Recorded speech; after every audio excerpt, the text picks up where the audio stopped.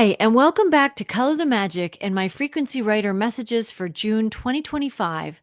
My name is Marie Mohler, and I'm an author, creative spirit, and a messenger of living a rich, inspired, authentic, and abundant life as divine creative heroes. And here we are on the cusp of June 2025. Topics for today's conversations are quantum change in all aspects of life, reminders about our interconnectedness with all sentient life. A brief animal rescue story will be shared. Essential inspirations for activating divine creative heroes. Garden Insights number 2.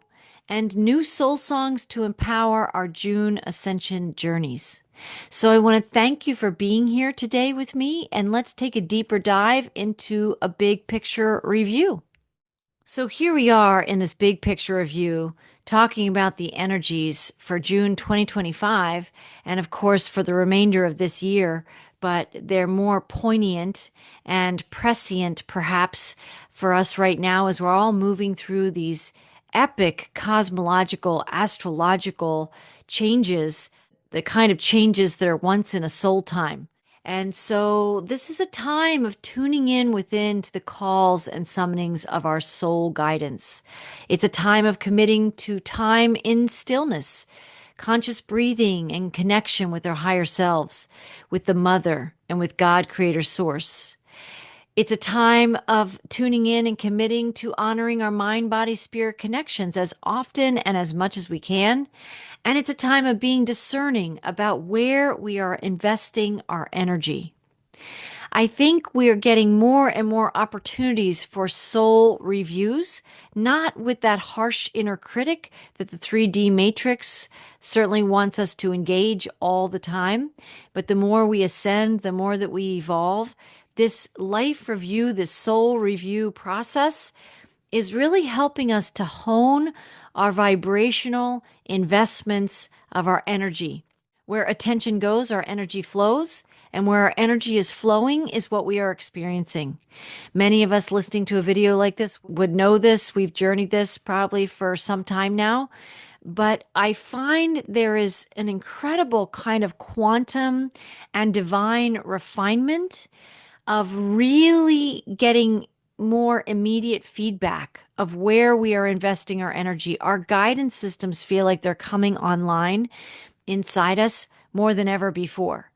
So in the past, where I might get a guidance where I wasn't feeling so good about doing something or making a particular choice or whatever, but I could also see the good in it. And if there was enough good, I would push past some of those feelings of that inner guidance system. Do you know what I'm talking about? Can you relate?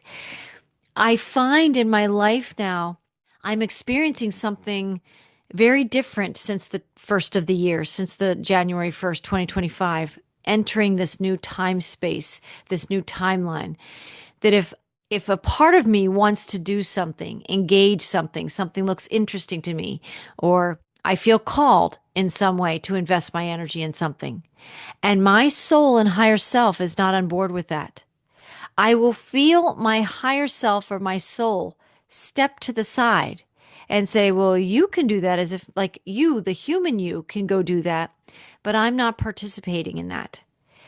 Do you know that feeling? Is anybody else having that feeling where you can literally feel inside yourself, your soul presence say, I'm not on board with that, and I'm not giving any power to that. I'm not giving any of my light source to that.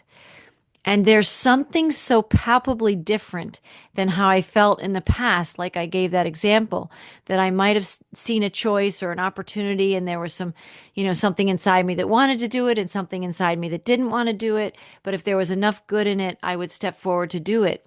Now I feel like the decisions we're making, the opportunity, at least for me, and I wonder if this is true for you, of really connecting with at the soul level, is this good for all of us? Is this good for my mind, my body, my spirit union, right? Is this good for the God energy in me? These are bigger questions than, is there some good and not good in a decision and which one weighs out to be more? This is more holistic, conscious decision making and discernment that we're talking about. And so to feel my inner guidance system in that very clear way, My soul is either on board and in unity with me and making those decisions, saying, yes, let's move forward. Or my soul is saying, no, I'll wait over here on this park bench for a little while and take a nap. Why don't you go do the thing if you feel so strongly about it? And I can feel I'm not focused on the separation, kind of how that might be coming across right now. It's not the separation from my spirit and my human self that I'm highlighting here. I'm highlighting that there's a bigger, more prominent, more alive, more holistic guidance system that is like powering down each time I make more of a 3D decision, right? In the old ways that we have in the past. And it's also showing me that we want all of us on board. All of me wants to be on board with the decisions I'm making. And so I can really, really feel the difference in that. And I'm wondering if you are feeling those calls and summonings of your soul guidance. And in what way is that showing up for you? It might show up differently than it's showing up in me. But I would invite you to pay attention. How is the call of your soul communicating with you to get all of you on board with moving forward in these new frequencies, this new timeline, and returning to the garden? It's a really beautiful time. And then sometimes it's not always comfortable to be getting that guidance because there can be dissonance, not just in the world around us, but inside ourselves between our human and our soulful decisions. Right? I think it's time that we're syncing up. That's the call of 2025, to get more on board with ourselves, to express more holistically as the divine soul we are, as the divine spirit soul that we truly are. So I also wanted to spotlight quantum changes rolling out at an epic scale.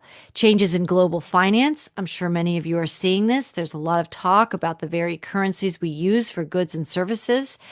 I want to talk a little bit more about that in a minute, but governments and those in leadership positions, lots of changes, systems of taxation, education, medicine, and more. There's lots of shakeups and quake-ups. We've talked about those shakings and quakings many times in years past here on this channel. We are witnessing the destruction and deconstruction of the old guard, essentially, and the birthing of a whole new paradigm based in divine sovereignty, transparency, integrity, right, etc. The new systems emerging are imbued with these very higher frequencies and principles as well. It's not just that we're changing. The systems that are going to reflect the changes going on within us are emerging in physical form around us as well. And it's of the same vibrational caliber. It's of the same vibrational octave of that sovereignty, transparency, integrity. May not seem that way because we're in that messy time of the old is falling away and the new is birthing, but it's happening. And not the old rules for thee, not for me kind of thing, right? We're not seeing that either. It is holistic. It is integrated through and through, just like I was talking about the calls and summonings of our own individual soul guidance. There is a calls and summonings of collective soul guidance and collective systems, the new requirements for living on planet Earth in these higher frequencies, these higher octaves. This is universal law and the law of one rolling out through the current storms of change that are restoring divine sunshine to reign in our world again. So powerful. So I just wanted to revisit a couple of those concepts. We are seeing changes in global finances. We are hearing the possible rollout of more digital assets, of gold and silver backing a currency. Many people are aware that the dollar is worth less and less and less, and it's soon to be worthless, which means we're at a time of a currency change. Fiat currencies all have expiration dates. I think it's something like 4,800 fiat currencies have existed since fiat currency was invented, right? Because that's a man-made currency, fiat, paper currencies, right? And they all have an expiration date. I didn't know that until recent years, but I know that now. And when we know that they all have an expiration date, that always means that there's a new one to replace it. And so the dollars is worth less and less and less and soon to be worthless. I think it was valued at 2 to 3 cents on the dollar. That's why everything's getting much more expensive. We're seeing inflation. It's not that those goods and services are necessarily getting more expensive. It's that the dollar is worth less and less and less. These are the kinds of changes that we're seeing, we're experiencing, and we're navigating, right? And so those are epic changes. Like global finance in the world is changing the very landscape of how we transact and interact and exchange for goods and services. That is just massive, massive. And then, of course, we know that governments and people in leadership positions are changing around the globe. More people are passing, more new names are coming in. So it is a changing out of the old guard and not moving into a new guard, but kind of a new sheriff is in town, and it's the law of God. It's the law of one. It's a law that always was there before all this false matrixy kind of systemic serpentine foundations built up on top of God's original creation. We have not been living in the Garden of Eden. We've been living in an illusion. It's almost like this world, if it was Lego bricks, right? How many layers did you have to build up to cover up God's original creation? Well, all those bricks are coming down, and the real, true, divine, extraordinary, and exquisite Eden is still here. It's always been here. And that links to truth and light emerging and more disclosures and exposures and things that I think many of us listening to this video are aware of or we're seeing in our own ways. And while it seems unknown what we're moving into, at soul level, at a collective soul level, we already know what we've voted in. We already know what we've co-created together.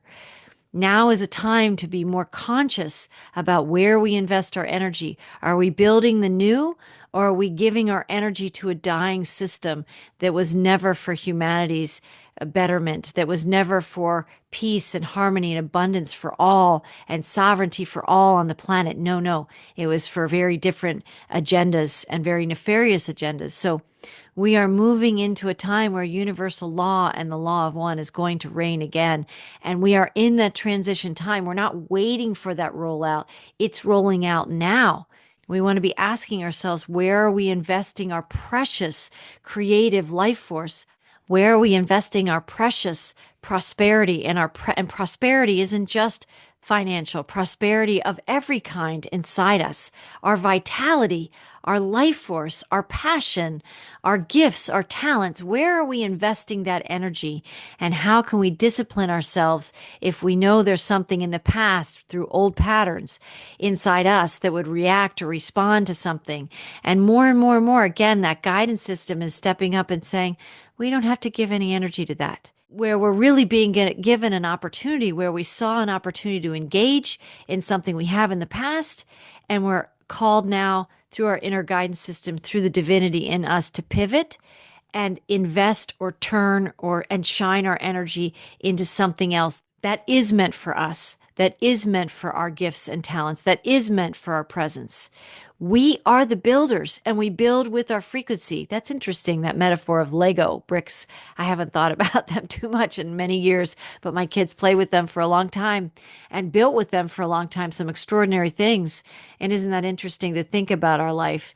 We are either building the bricks in the new world that is God's original creation, or we are trying to add in extra cement and glue or whatever else it would take to hold those old crumbling bricks together. And they are just not designed to be held together, because this is the time of their dematerialization. That time of learning and growing and evolving in a 3D matrix is over.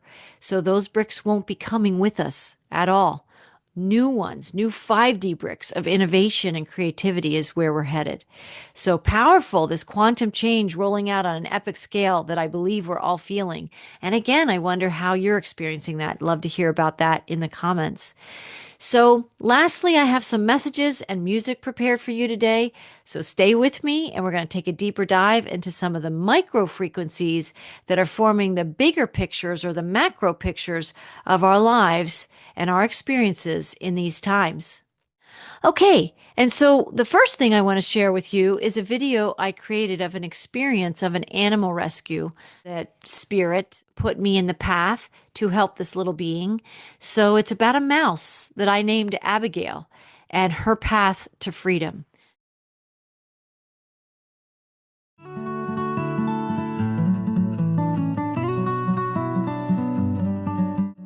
Abigail was a tiny mouse that lived with her family in a local thrift store. One day, Abigail encountered something very curious. She looked inside to see what the box was all about. But once inside the box, she got stuck in the ooey gooey glue. This wasn't fun anymore. This was scary. Her ears, feet, face, paws, etc. got increasingly trapped in the glue the more she tried to wiggle free. Abigail was scared, so she sent out distress signals through her little squeaks. At first, no one heard her, but then a nice family who was changing in that dressing room came to the rescue. They brought the whole trap out of the store. Little by little, they gently cut her free from the awful sticky glue and the box itself. But when she was finally free from the box, she still was too sticky to move. Everything she touched stuck to her fur, her skin, her body, etc. So they decided to take her home and figure out a way to unstick the deadly stickiness that she was still coated in. Abigail was scared, but all she could do was trust that help was coming. The mother and daughter found some coconut oil and rubbed it gently into her skin and fur. She didn't know what to make of all of that, but sticky as she was, she allowed the oil bath. While the oil did its work, these nice human beings gave her a nice little home with cozy bedding, carrots, seeds, water, and yummy things to eat. Several days passed. It was unclear if Abigail was getting stronger or worsening. On the fourth day, Abigail found the bits of sweet potato they had given to her. She smartly used it as a scrub brush to sponge off the rest of the oil and the glue that still coated her body. On the fifth day, Abigail looked so much better. Her fur was healthy. She had energy. She was bouncy. She ate well. She scurried, burrowed, and slept well in her sweet and safe nest. On the eighth day, Abigail was strong and ready to be released to the wild. She was ready for freedom. She was ready to make her own way in the forest. So on the eighth day, Abigail was put in a special carrier that would take her to the forest. The mother and daughter had picked a place for her release, a place that would give her her best chance to grow big and strong, find other mice, and thrive as a sovereign little being in the forest. When they got to the forest, they said their goodbyes and good wishes to Abigail. She was grateful for all of their help. She knew that many people don't know the pain of those traps for little beings like Abigail. She was very grateful for their help and to return to the forest where she belonged. Abigail found a log to look back one more time with gratitude, and then she hopped happily away and disappeared into the leaves.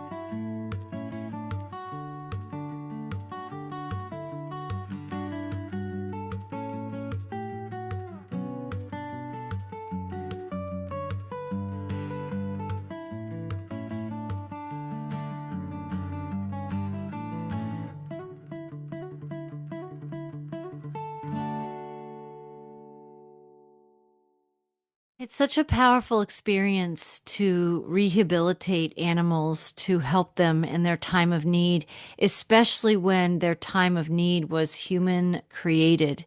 And in this story, I'm not sure if you're familiar with those glue traps and how they work, but it is terrible as I experienced.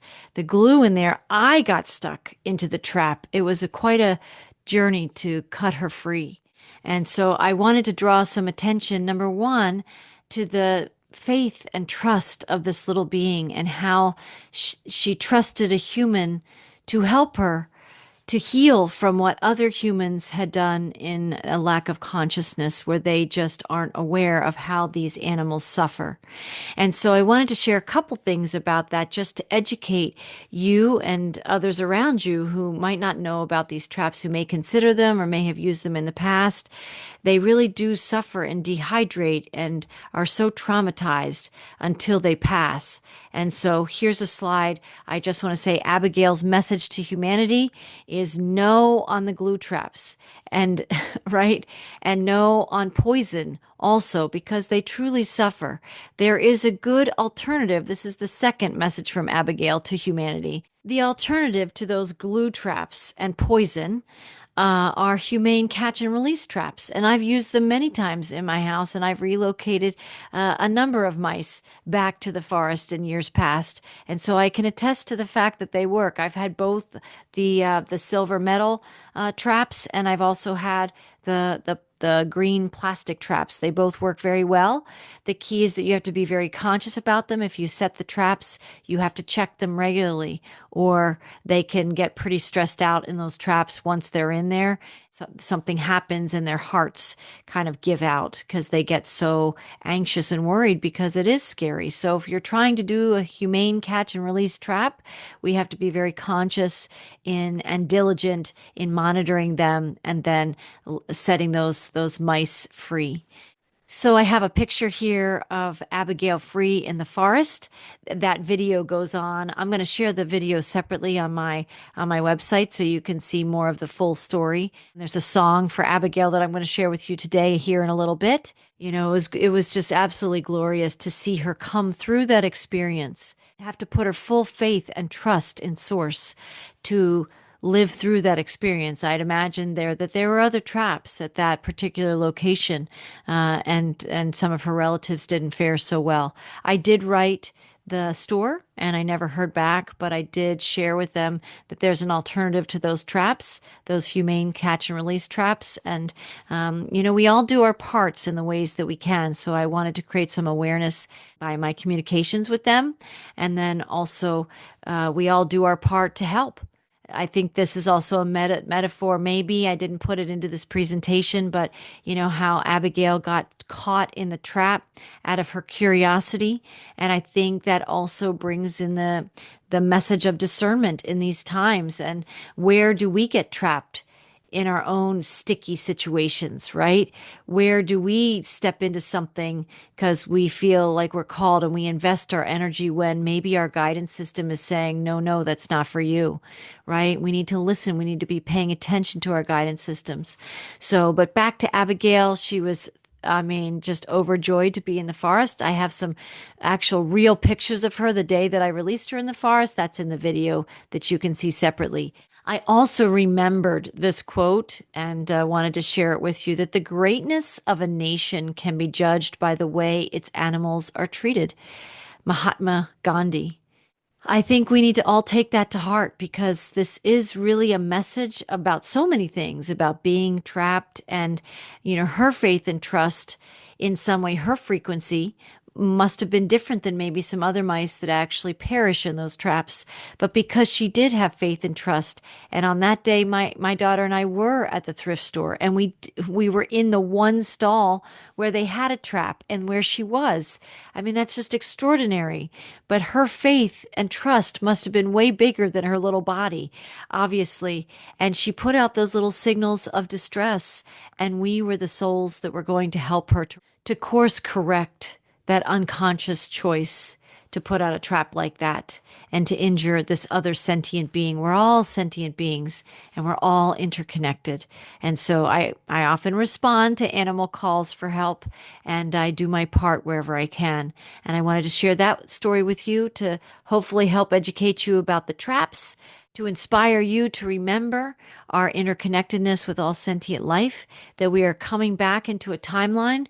And, it takes some conscious discernment, and we have to make our choices and figure out how we're going to participate in honoring all life around us. And Dr. Terry Cole Whitaker, that was a big message that she would share. She learned that in many of her life experiences. She told me a number of stories of her life before she was aware of the true sentient and feeling nature of animals, and choices she had made, and that she made new choices in her spiritual awakening to honor the sanctity and the divinity in all life. So these are messages for all of us in these times as we're going through all these changes and the financial world is shaking up and so much is happening as more systems crumble and new systems come online. We also are called to feel our oneness with all life. That's part of the universal laws, the law of oneness, the law of one. And I hope that story touches you. So I just want to review quickly. No on those glue traps. If you know the pain and suffering they go through, no on the poison. And when you can, consciously choose these humane catch and release traps. Maybe communicate with the energy of the animals in your house and ask them to cooperate with you so everybody wins. This is an opportunity to connect on a deeper level with the sentient world. Okay, with that said, I just want to spotlight the Collaborative Spotlight podcast that I recently released that I've mentioned in other videos. Dr. Terry Cole Whitaker and I podcasted back in August of 2024. We discussed mantras, affirmations, portals, the power of words, the power of our choices, and more. And as many of you know, Dr. Terry passed away in October 2024 before this podcast was published. So for our last podcast and discussion together that I'm sharing with you about spiritual principles and living a rich, beautiful, authentic, and soul-empowered life, I included pictures of a beautiful river because Dr. Terry and I envisioned doing some retreats together and inviting women to gather together at the river. That's something we talked a lot about. Dr. Terry talked many times about how women throughout history gathered at the river to openly share together, to grieve, to celebrate, to express their joys, to share their challenges in parenting and relationships, to exchange recipes, and to honor all aspects of their lives. The river is the living energy of the mother. And I know that Dr. Terry is united with the mother in her new form, just as she was in her physical form on this earth plane. I feel that women and really the world is called to gather at the river in the creative ways we can now, to connect with the Great Mother and to reclaim our way back to the garden. Podcast number 80 is dedicated to Terry and her amazing life, wisdom, teachings, and brilliant divine spark that inspired millions of people around the world. Her teachings, messages, and inspirations are still available, and still new videos are being posted by her partner Michael on Substack and on YouTube and through her website. So you can still actively connect with Dr. Terry Cole Whitaker's amazing messages. She shared so much of her life's journey and the lessons she gleaned in her journey and in her search for truth and for light and for awareness and to live the divinity that she eternally is. And so grateful for Dr. Terry. And I have a couple more quotes from her book, Dare to Be Great. We've been reviewing that here in these messages, these monthly messages. So I'm feeling more and more, I'm just going to call it Gathering at the River with Dr. Terry Cole Whitaker. And the first quote from Dare to Be Great that I included here in this conversation today is, "The purpose of curiosity is to entice us to seek further in order to find the topmost treasures and solve the mysteries of life." That's such a beautiful message from Terry, from Dare to Be Great. And it's interesting as I read that right now, it's not lost on me that Abigail the mouse was curious. She was looking for the topmost treasures and to solve the mysteries of her life, right? To find food and find some treasure and find something good, right? Satisfying, satiating. And that brings in also the awareness of the necessity of our discernment in these times. There's going to be so many invitations. As more gets revealed, there's lots of things to look into that are layers of truth and layers of lies and deception. And we're going to, like Abigail, have to be super discerning. So in this quote from Dr. Terry, it seems like so beautiful. The purpose of divine curiosity is to entice us to seek further, basically to seek truth and the topmost treasures of God's grand creation, right? But we also want to take to heart the message and the guidance from Abigail is, after her experience, is to engage your divine curiosity with the power of your divine discernment, and to listen for whatever you're getting curious about, is whether it rings true in your soul or doesn't ring true. Again, use that divine discernment as we're also engaging greater and greater curiosity as the seekers that we truly are. It's both. It's both. Okay, this next quote is from Dare to Be Great. It's from Dr. Terry's work in Dare to Be Great, but it's a quote that she quotes in that book of her mentor, Violet. And Violet says, "Everything wonderful will come to you if you ask, have the right attitude, believe that it will happen, and you take the appropriate action." So, so important. And many of us in the spiritual journey and our soulful journeys to remember who we really are, we uncover these truths that Dr. Terry is talking about in her book, Dare to Be Great. And I just want to accent or put the accent mark on taking the appropriate action. So many of us learn this in stages. We learn that we can ask, right? Some through prayer, some through intention, some through just the vibrations that we emit, and that we know we have a vibrational asking, a frequency asking.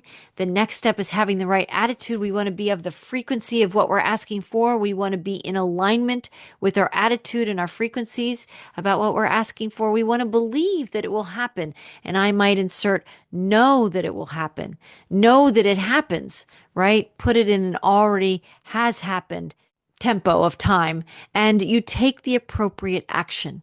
A lot of people leave out that last step, right? It's not just the prayer. It's not just the intention. It's not just having the right attitude or frequency and the inner knowings and nourishing the knowing of what you're creating, right? It's taking the appropriate action as well. And sometimes we're listening. Some people who've taken action and not listened and been grounded and solid in this taking appropriate action with discernment may have taken impulsive action, right? We want to be masters of appropriate action. And you only learn this over time by learning the steps, right? By engaging the aspects in the process. So that's a very powerful and beautiful morsel of wisdom, a gem of wisdom from Dr. Terry. And the last quote from Dr. Terry's book, Dare to Be Great, that I'm sharing today is, "Life is not a gamble or a game of chance. There are rules anyone can follow and reach his or her goals and have his or her dreams come true. Order exists in the universe, and there are principles and laws that govern everything, including us. If we want to succeed, we need to know and abide by the rules of life."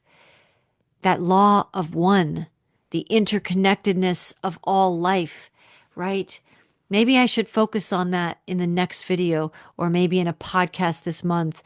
The law of one. What is it?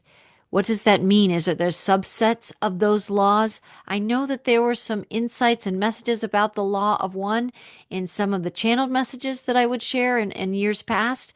But I'd like to revisit that and see if we can tap into that, because again, we're coming into a new divine governance, not false serpent matrix tyranny, but divine governance again. It's my sovereignty. It's your sovereignty. We are free creator beings, but we must be acting and living and manifesting and creating in accordance with the law of one, the rules of life that Terry's talking about. Another beautiful message from Dr. Terry. Okay, and as I was putting together these slides, I felt this mantra come through me. If you want to dare to be great, you've got to consciously create. consciously create. That's what's so important for the divine creative heroes of our time, right? It's not just creation, because unconscious creation, we know, creates unconscious manifestations. We want to consciously create very conscious manifestations. And that's an aspect of our mastery. That's part of the divine creative hero's journey. Okay, I have three more quotes and then a garden insights message to share with you today. I have this book that I haven't looked at in a while, but when I was feeling all these energies of conscious creation, I went and found it on my bookshelf. It's called Life, Paint, and Passion, and it's by the author Michelle Cassot. I don't know if I'm pronouncing that correctly, but I have three beautiful quotes from her book. And she tells a lot of stories of her own experience of having been an artist and been in art school and wasn't well received. And I think there was some harsh judgment from her teacher or mentor, or the school itself, and that she just wasn't doing it right. She wasn't doing art correctly. She wasn't yielding to their way of creation, I guess. And she discovers herself by connecting with a children's art class. And then the whole book, I think, it's more about the process. It's not about the product. So this is really beautiful. So in creative painting, the defining moment is when you face the fertile white void.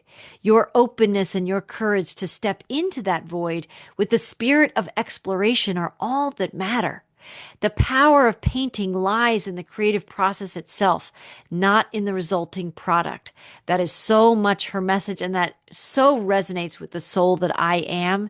In the ways that I create, it's not like I set out to create this end result. Most of the time, especially in my creative projects, in my writing and in my video making and in the songs that I create and all of that, I'm feeling the feeling and I'm in the process, in the moment with creation. And whatever comes forth is what comes forth. But it's seated with the frequencies, and when it's templated in the frequencies that I'm knowing so deeply inside, then the manifestation is the joyful expression of the frequencies I was feeling. That to me is what she's talking about, that fertile white void. Right? Your openness and your courage to step into that void with the spirit of exploration are all that matter. It doesn't have to be perfect. It doesn't have to be one way. It doesn't have to be one particular technique, right? A lot of us put ourselves in a box. Here's this message of Abigail the mouse coming back in. Where are we in boxes? Where are we trapped in ways that we entrap ourselves? No, your freedom is your courage to step into the void and express you, life itself, right? So powerful. Okay, I think this next quote is talking about her experience when she thought she needed to give up art, or she needed to leave art school because she just wasn't, I guess, cutting the mustard according to their standards, so to speak, right? She was failing out of art school from the way they wanted her to be an artist. And then she signs up, or she attends this art class where all these children are being so childlike, and they're just expressing themselves, and they're not worried about technique. They're just expressing what's inside them.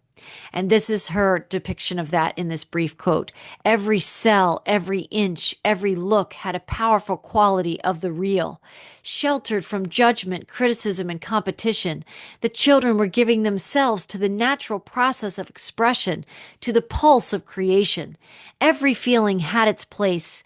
The deep tension of the psyche, the mysterious cravings, the dark feelings, the ancient aches, all were carried by the river of life, reconciled, exposed, whole. There was nothing to hide, nothing to pretend. There was no shame or pride. Can you imagine if we all gave ourselves permission to connect with the divinity inside our soul awareness, right? Our soul light, and allow ourselves to be unbridled, untethered, untrapped, right? Like free from all the entrapments that we have learned through lifetimes. It's not just this lifetime, it's an accumulation of traps and incarcerations and the ways that we box ourselves in. It has to be this way. That is why I'm just such a creative spirit. I have not been able to work at a 3D job. I did early on in my younger years, for sure. but I always felt like I didn't fit the mold. I didn't do well clocking in and clocking out and having to do the work a certain way. Case in point, when I was in school, I was tested, and some kids, including myself, were admitted into a gifted and talented program in my middle school years, really, I think as early as like fifth or sixth grade. And then through high school, I participated in that. But the first admission into that class in like fifth or sixth grade, we had to take a test. And whatever the tests were, they were designed back in the 80s, right? Where you had to think outside the box. You could not solve the problem that was in front of you on the test in any kind of linear way. And I believe that the way I was admitted into that program and that I was able to enter this gifted and talented class that became part of my every year's experience through the rest of my high school experience was that I looked at it differently. I went out of the box to solve the equation. I went out of the box to give the use cases for an object on the page or something. So people, if like say it was an egg, they'd say, well, it's an egg, you eat it, right?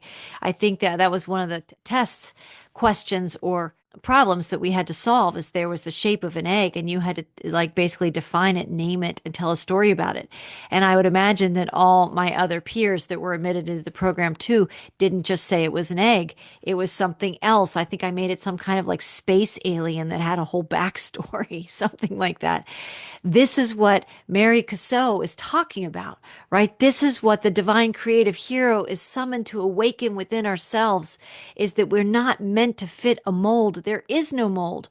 We are unique expressions of the divine, and we have to give ourselves permission to create beyond the boxes that have been given to us, beyond the egg on the page that just in a 3D world only sees it as a flat 3D object with no life force or frequency or story, that it could be anything different. And so I have always broken out of the mold. And then in my later years, obviously now work for myself and continue to create something every single day. That's the path of the divine creative heroes. We're creative beings. We're creating all the time. We want to clear those shackles from our lives. What burdens us? What limits us? What entraps us in some way in our own thinking, in our own self-judgments that we've taken in after lifetimes and lifetimes of living on this earth planet and recycling those same old patterns. We want to let those go with the rubble of the 3D matrix that's dematerializing. And I want to live more and more like how Michelle speaks in Life, Paint, and Passion. And then here's the third quote from her book, Life, Paint, and Passion. The emotion was strong when I first held a brush and touched the paint. What a delightful feeling to paint with the children in safety. The vortex of their creation embraced me, absorbed me. I entered with delight into pure process, giving up product, progress, and goal. I could paint as ugly, as gross, as childish, as violent as I wanted to. There was no more need to think about my work, no border, no limit, no need for definition. I did not have to explain anything to anyone, not even to myself. I had found another language. We are remembering that creativity as a language, as a life force inside us. But we have to admit to ourselves, where are we trapped?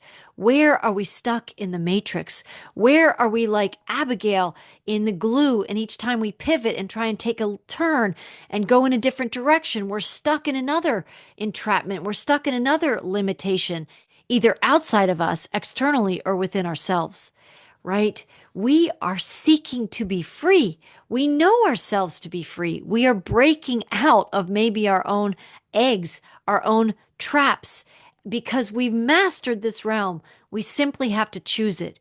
And what's such a beautiful thing that I'm going to continue to read her book, but I want to turn to the insight she has in her book because I know what she's teaching. I remember that we all want to break the shackles of the matrix that tells us how to create, and being afraid of being vulnerable or being afraid of doing it wrong or being afraid of failure, right? Failing in our creative endeavors. We're afraid of failure. We're afraid of failing in our own endeavors. And that is the greatest trap. She loved being with the children, that childlike innocence, that they were just enjoying the moment. They were basically conduits of a frequency of excitement and exploration and curiosity in a good form, in a beautiful way, that Abigail had it inside her. Her curiosity was not wrong, the mouse in the video I shared today. Her curiosity as that mouse was not wrong. But she's living in a world of a matrix with a lot of pain and suffering and wrong choices, right? On the part of humans, especially, right? We have to remember as humans that we're connected with all life. And we have to remember as divine creative hero souls that we want to break the shackles of the things that would make us fear failure or fear vulnerability or fear our own curiosity. We don't need to fear our curiosity. We need to expand it. We need to explore and listen to it. But we also need to get our inner guidance system up to speed so that what we get curious about doesn't take us down into a rabbit hole that would endanger our life force in some way, or take us down a rabbit hole of something that's just simply not good for our soul and our soul path and the gifts that we came to express. Discernment, that divine discernment is as important as the conscious creation. They go together. Conscious creation requires divine discernment. They work together. And when we activate those systems inside us and we listen more to our inner guidance system that's talking to us all the time now and that wants to activate more and participate in our life with us more, we want to listen to where it says, no, don't go in that box. Like Abigail, that's not a good box for you. This isn't something to be curious about. Pass it over. Walk past it. It's not for you. She didn't have that inner guidance system. But obviously, we were meant to meet in this way. So I'm glad that she is safe and thriving in the forest now. And I'm glad to be talking to you about Abigail's messages and lessons, and our own that Michelle Cassot is spotlighting for us is becoming childlike again, but with the mastery, with our mastery. We want our childlike divine innocence, our creative divine essence and power expressing. And then we want that mastery of discernment that brings balance to our curiosity. So we will know what is good for us or meant for us and what is not. And then we can be free to create. We can be free to create. Beautiful messages today in these quotes from both of these wise teachers, Dr. Terry and Michelle Cassot. Okay, I have a short video prepared for you because I'm going to continue these messages of the garden insights that are coming through me. Definitely, I'm connected with my team of guides. I'm connected with God's source. I'm connected with Gaia. I'm connected as me, as a divine being, waking up as a divine creative hero, bringing these messages through for you. So please enjoy Garden Insights number 2.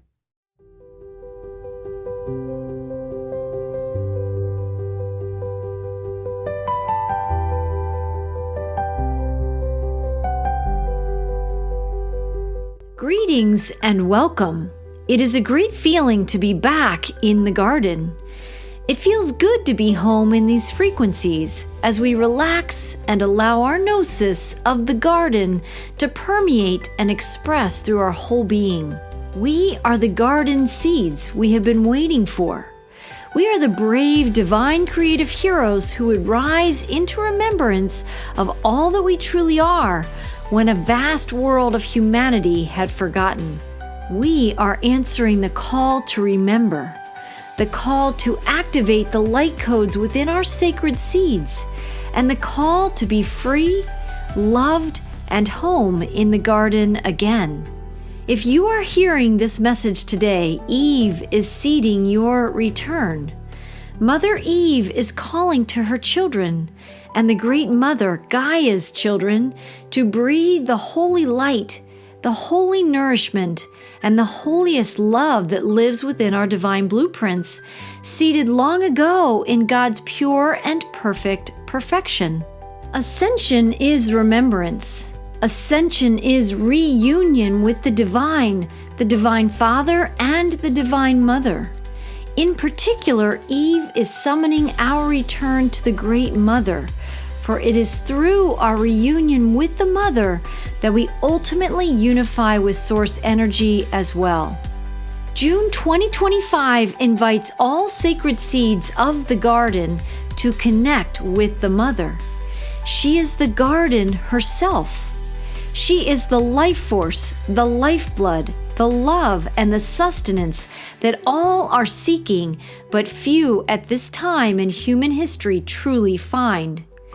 The serpent's complexities have attempted for eons to drown out the simple knowing of divine love, sacred belonging, and the most brilliant ways that divine light shines. The serpent's complexities have attempted for eons to create layers and layers of illusions and distorted mirrors so that the children of God and Gaia could not find their way home to their true nature, the nature of the garden itself, the nature of life itself.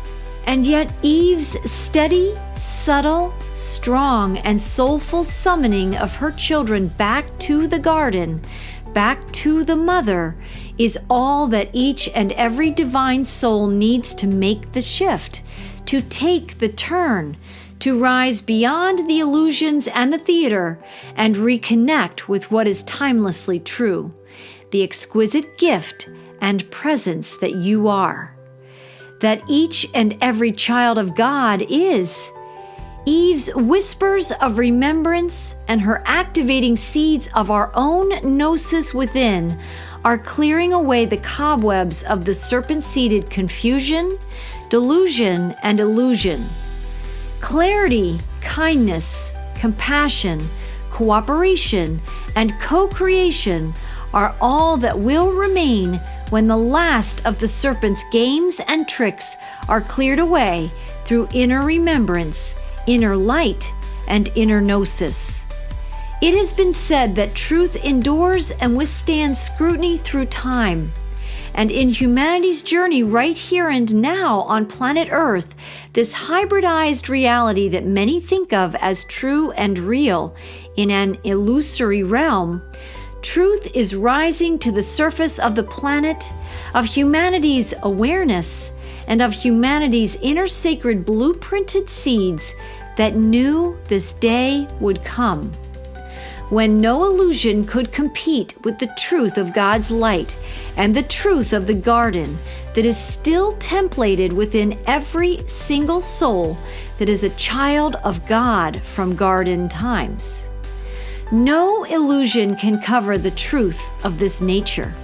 No illusion can distort that radiantly resplendent truth of God's presence, the Great Mother's love, and the abundance of the original divine garden from which we all came and to which we are now returning. June will rain more truth into the illusions of this realm. June will rain more light into God's perfectly preserved sacred seeds and blueprints of the garden. June will contribute to greater upendings of serpent tricks and gimmicks, and June will emerge more of the light and Christ frequencies everlasting than you can presently conceive. Yet it is the child of God who looks within, who reflects within, who makes time to hear the voice of Eve and the light of God and the love of the mother, who will access, engage, and steadily embody the true shine, the true gnosis, the everlasting love and joy of the garden as more of the serpentine illusion is exposed and falls. Eve is seeding your return. Eve is the divine feminine inside you that connects to the soul-seeded aspects of you, who knows you beyond linear time and space. Eve is the messenger of your timeless grace and your presence in union with God, Source, and with the Great Mother that was never removed, replaced, displaced, or disconnected. You are remembering your eternal self, your eternal light, and the gift you are in the heavens and the heaven here on earth. You are the light of the garden. You are the joy of God's heart. You are the true expression of the Great Mother, birthing your creative essence in new ways as a divine and sacred seed of the true garden. This is your birthright. This is your map and sacred pathway home. Eve is seeding your grand return to the garden, to light and life beyond the illusion, to joy and faith and miraculous manifestations that live in God's true creation beyond the confines of linear time and the linear encapsulated and incarcerated mind. June says, come home in the garden of your inner knowing, where the seeds of who you truly are and all that is divinely ordained to be await you. Eve whispers the song of your grand return every day. Tune into Eve's song, and you will find greater alignment and peace in all that is changing and shifting in your daily lives right now. Keep your heart sight oriented to Eve. She is leading all who attune to her frequencies back to the garden of truth, the garden of light, and the garden of harmonic abundance in all aspects of your lives. Will you attune to Eve's song and allow your sacred seed to claim its place in the garden again? The garden awaits. Wow, there's just so many beautiful frequencies in that message of Garden Insights for June 2025. We are the garden seeds we have been waiting for. We are the seeds, right? And I love how ascension is remembrance. I remember a long time ago we talked about how resonance is remembrance. Right? When you really feel the frequencies of that, resonance is remembrance. That's what all those goosebumps are. That it's like our body is saying, yes, yes, I remember this. I know this. And so that's also powerful. Ascension is remembrance. Because ascension can seem so mysterious.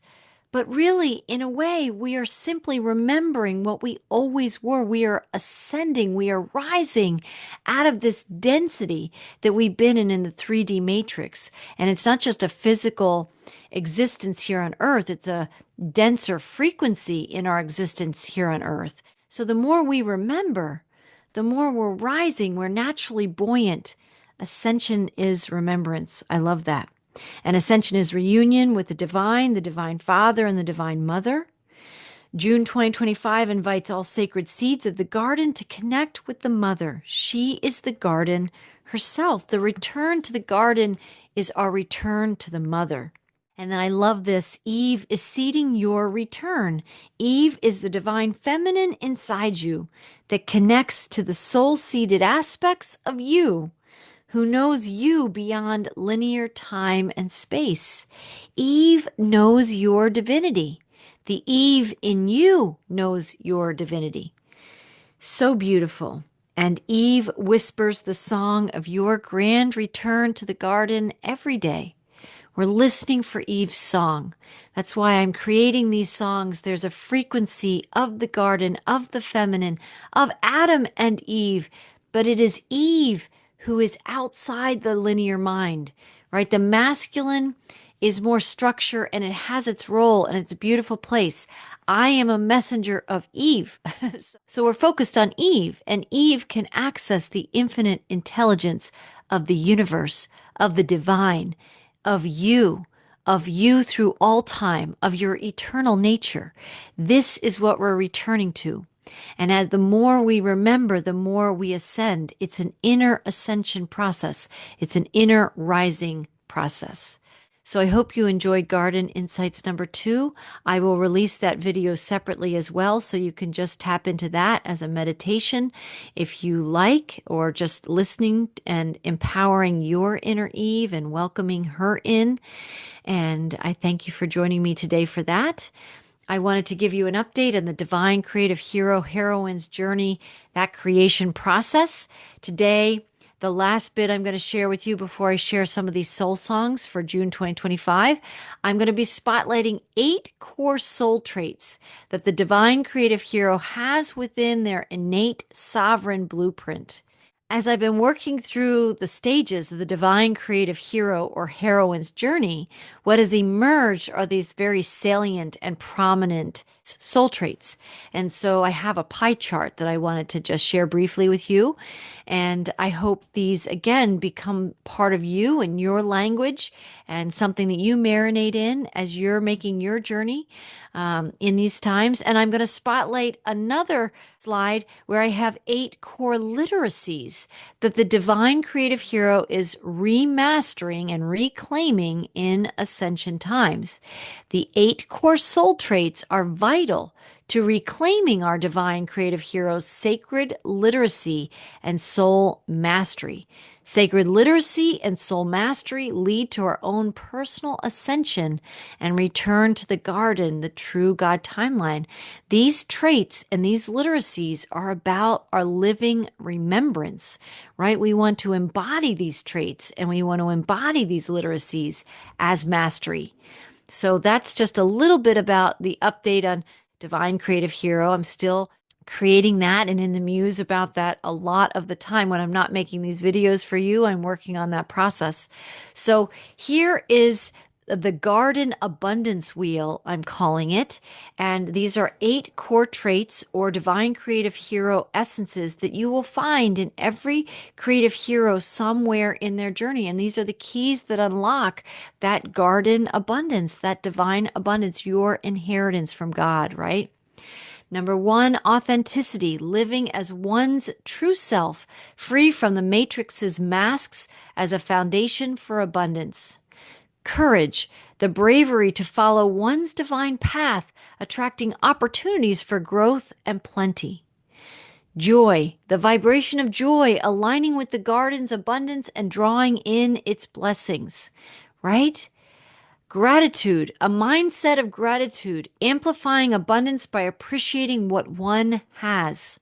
Resourcefulness, the ability to use tangible assets, gold, silver, digital currency, wisely, supporting conscious exchange. These are the new currencies. I mean, gold and silver are not new, but having a gold standard or a precious metals standard or a precious metals backed paper currency that we move into that will be backed by tangible, real God money, sound money, and digital currencies that I think are emerging that will be backed by precious metals and commodities. This is a whole new system that's coming in. Resourcefulness is one of those 8 core traits, the divine creative hero, the ability to use and acquire and exchange tangible assets, right? Supporting conscious exchange. Community support, the abundance of soul family connections, sharing resources and love. And that's part of my stage 9 that I'm developing in the hero's journey, community and gathering together. Divine flow, trusting the ebb and flow of abundance, aligned with God and the Great Mother's provision. Trusting the flow. It's faith and trust that creates the flow, that empowers the flow. Think about Abigail also. In her faith, in her trust, beyond her fear, she entered a state of flow where she summoned in the healing that she needed. That's true of all of us. Creative prosperity, using divine talents to manifest tangible and intangible wealth, reflecting the garden's ease and grace and prosperity, right? So that is the Garden Abundance Wheel. And I'll be referring to this as more of the Divine Creative Hero's journey is templated, and I'm able to share that with you. Okay, the second wheel is the Eden Awakening Wheel. It's 8 core divine creative hero literacies and masteries. They would use all those core traits we talked about. The divine creative hero's core traits and essences are part of these core literacies, embodying these literacies that I think are vital in our return to the garden. And interestingly, it's our return to the garden. And garden literacy is a core part. It's a core competency. It's a core literacy. It's a core mastery of our journey back to the garden. So garden literacy is literacy number 1. It's the divine creative hero's journey itself, remembering the story of the garden, the fall, and the journey back to divine wholeness. That is a huge part of this energy wheel. Creative sovereignty, reclaiming Eve's visionary life force and Adam's structure blueprint to create authentically, free from the serpent's control and tyranny, basically, right? Heart consciousness. It's a literacy, it's a competency, it's a mastery, awakening love, compassion, and inner knowing to transcend duality and reconnect with the Great Mother. It's through the heart that we connect with the mother. It's through the feminine that we connect with the mother. It's through the feminine and the heart that we connect with the mother and the garden. Intuitive trust, trusting one's intuition and divine guidance as Adam and Eve did in the garden. Of course, their message is also what we see in Abigail, that they felt the guidance, serpent tempted and templated and all those things to take a bite of that apple, to eat of the fruit of knowledge of good and evil, right? They didn't have their divine discernment. They were not masters. They were innocents. Now we are the Adams and Eves in our mastery, returning to the garden, who are innocent masters, right? We are still have our divine innocence, that inner child who wants to create in the garden again. And yet we also simultaneously in our innocence have mastery. And those two together gives us intuitive trust that we can trust. Interconnected unity, embracing the oneness of all life, shedding the ego's separation to unite with humanity, nature, and the divine. Beautiful. This is the story of Abigail. This is the story of other beings that we all help, right? That we all connect with when we're in nature. I can imagine whether you have pets and you care for animals in your life, or you go on vacation and you're by the river, you're by the sea, and you marvel at the exquisite nature of all life in the sea and all life brimming in nature, in the wild, in the mountains, wherever you connect with nature. The oneness of life, we're here to embrace it, that interconnected unity, the law of one. We're shedding the ego separation to unite with humanity, nature, and the divine holistically. Divine innocence, there comes up again, rediscovering childlike wonder, joy, and innocence, free from the ego's fear and scarcity, and free from feeling tempted and persecuted by an evil serpent, right? We, the Adams and Eves returning to the garden now, are aware of serpents. We are aware of the matrix's cabal members or tempters and temptresses, right? And all the ways that the 3D matrix would like to grab our attention, would like to distract us with all these serpentine, flashy, or scary things.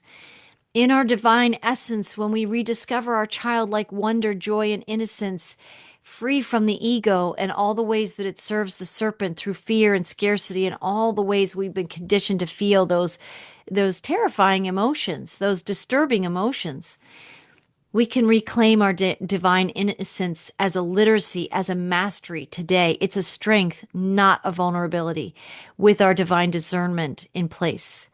Sacred discernment then is the next core literacy, discerning truth from illusion, seeing through the serpent's lies to align with divine truth. Continuing to see things getting exposed, knowing that there's layers of truth and illusion in all that's flushing to the surface, and knowing that God within and your inner guidance system knows the truth from the illusion. You will know the truth in the illusion. This is something that we are reclaiming our literacy and our mastery, sacred, conscious discernment. And the last one is harmonious co-creation, co-creating with God, the Great Mother, and others in harmony, using our divine talents to manifest abundance and beauty, health and well-being for all. This is the Eden Awakening Wheel. You'll see that on my chart, I have all these gears. These are the gears of our actual lived experience right now. When you have garden literacy, communicating with creative sovereignty, connecting with our heart consciousness, our mastery of intuitive trust, our mastery of interconnected unity, our mastery of divine innocence, our mastery and literacy in sacred discernment, conscious discernment, and our mastery and literacy in harmonious co-creation.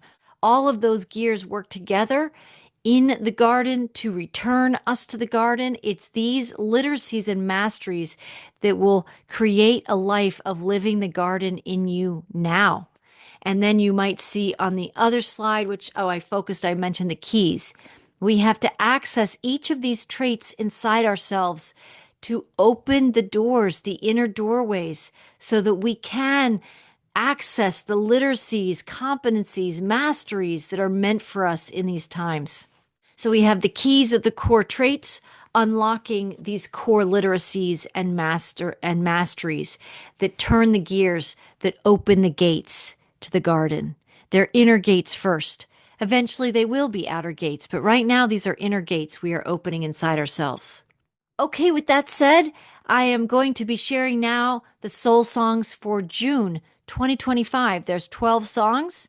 I will be sharing the compilation of those songs as a playlist on Color the Magic and on my Substack as well and other social media platforms.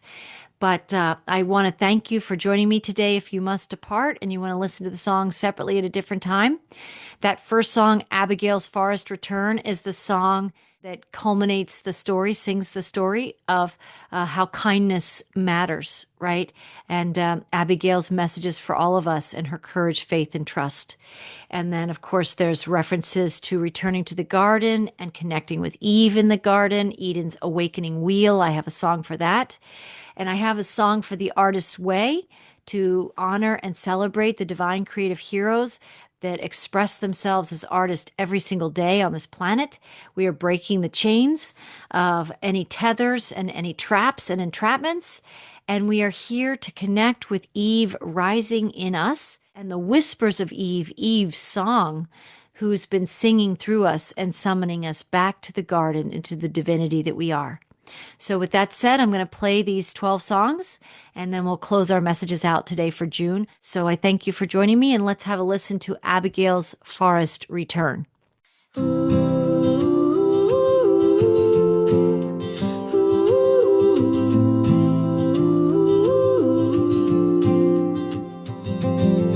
Abigail the mouse, so small, so sweet, hurt by a world where care took a seat.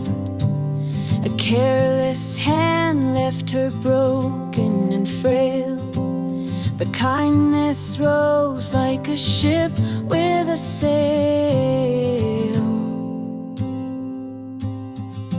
Kindness matters, it heals the soul, binding the pieces to make us whole.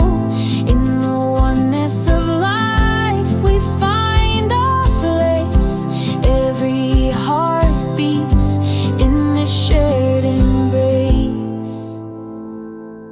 Awakened hearts saw her tiny despair.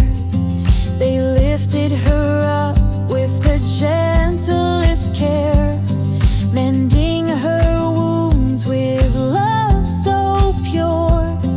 A simple act of kindness became the cure. Kindness matters, it heals the soul, binding the pieces to make us whole. In the oneness of life we find our place. Every heart beats in the shared embrace. The forest called her back to her home, where roots and leaves let her freely roam. A second chance born from human grace.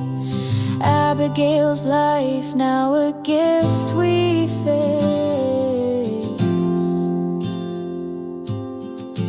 Kindness matters, it heals the soul, binding the pieces to make us whole. In the oneness of life we find our place. Every heart beats in the shared embrace. Kindness matters, it heals the soul, binding the pieces to make us whole. In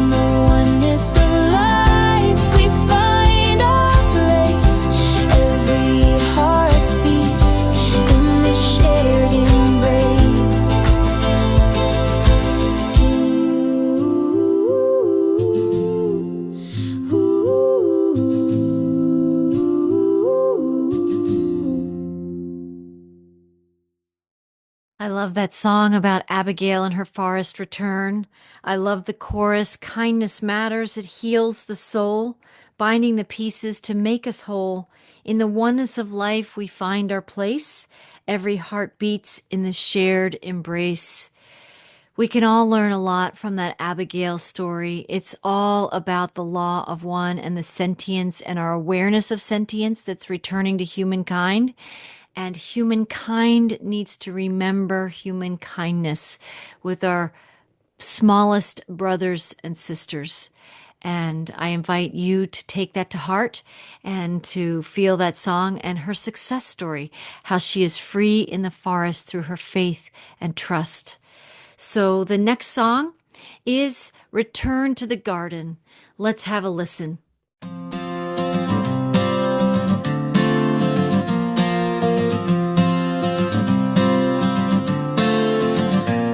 The earth, it whispers soft and clear, a call to heal what we hold dear.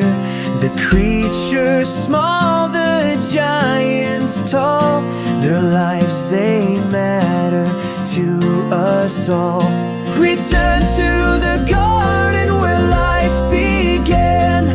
Honor the earth with every hand. Respect the breath of all who share this fragile world we must repair.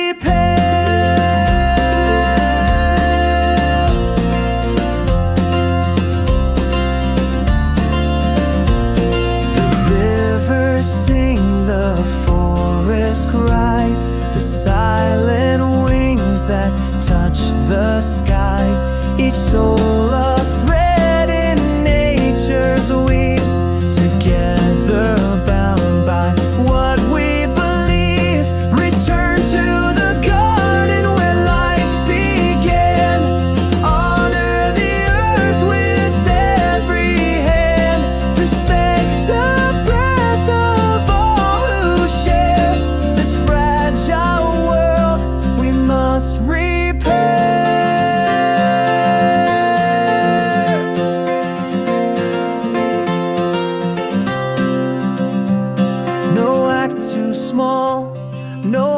too weak. Each voice can rise, each heart can speak.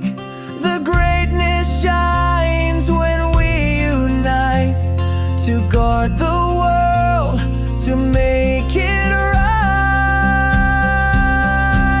Return to the garden where life began.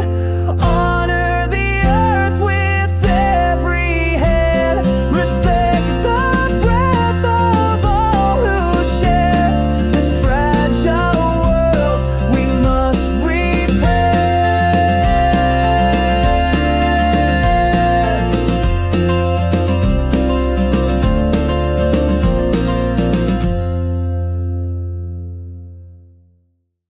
Wow, this beautiful Return to the Garden song. Some of the other Return to the Garden songs were about Eve specifically. This one is really speaking to the law of one and every life matters, right? Return to the garden where life began. Honor the earth with every hand. Respect the breath of all who share this fragile world we must repair.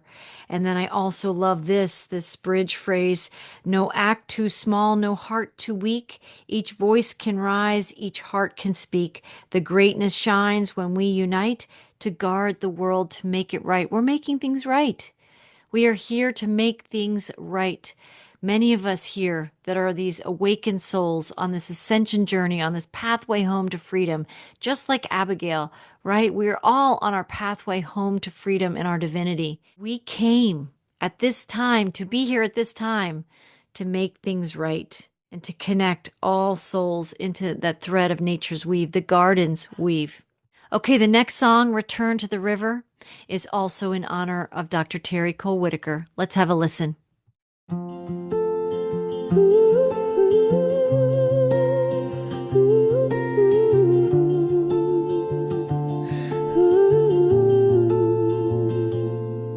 Let's gather at the river's bend,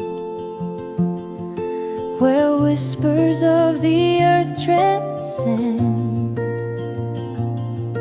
The heart of the great mother glows. In every drop her kindness flows. We are returning to the stream where life begins and spirits dream. Remembering the garden's grace, a sacred bond we can't replace.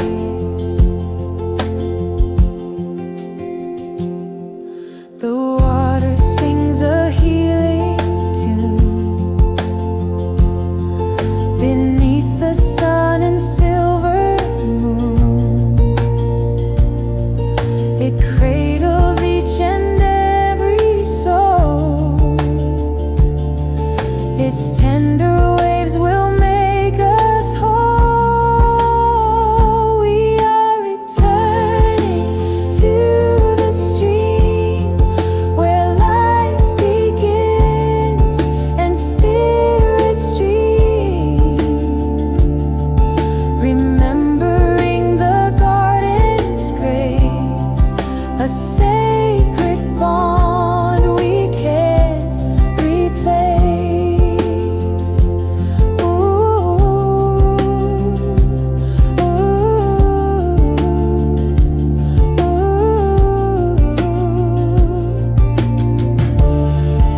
The river knows the ancient song. It carries us where we belong. A garden blooms within us all. Together we rise, we never fall. We are returning to the stream where life begins and spirits dream. Remembering the garden's grace, a sacred bond we can't replace. Sacred bond we can't replace. Sacred bond we can't replace.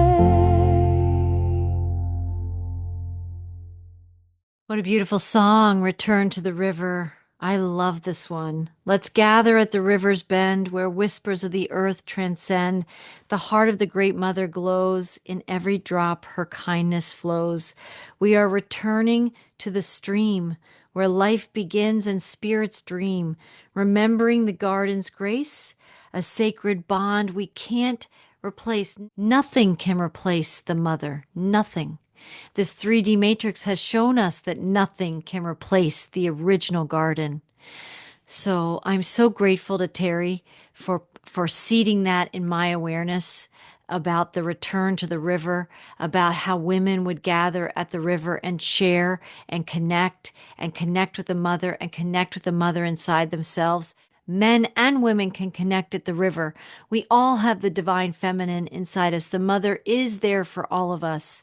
We haven't lost it. We simply need to reclaim it. We need to remember it and reclaim it. Okay, the next song is Eve in the Garden. Let's have a listen.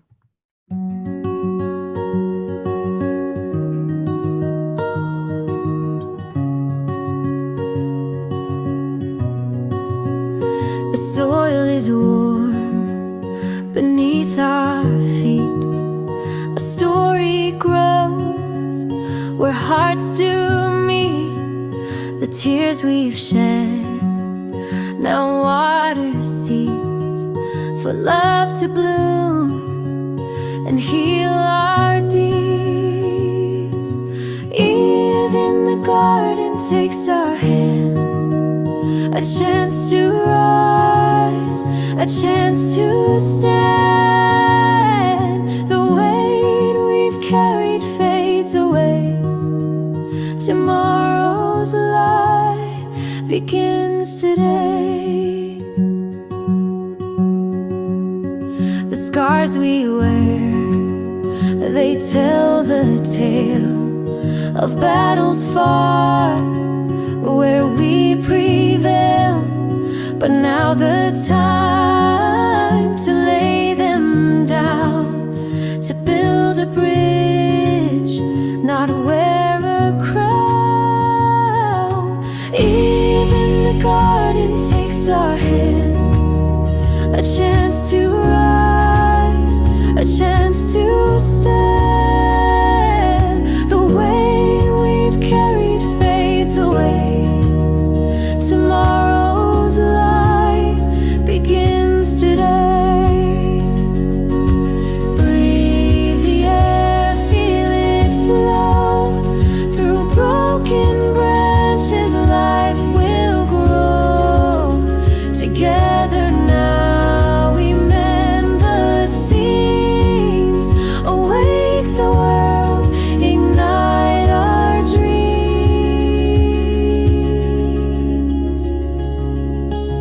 Even the garden takes our hand, a chance to rise, a chance to stand.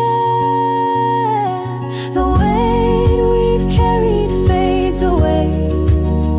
Tomorrow's light begins today.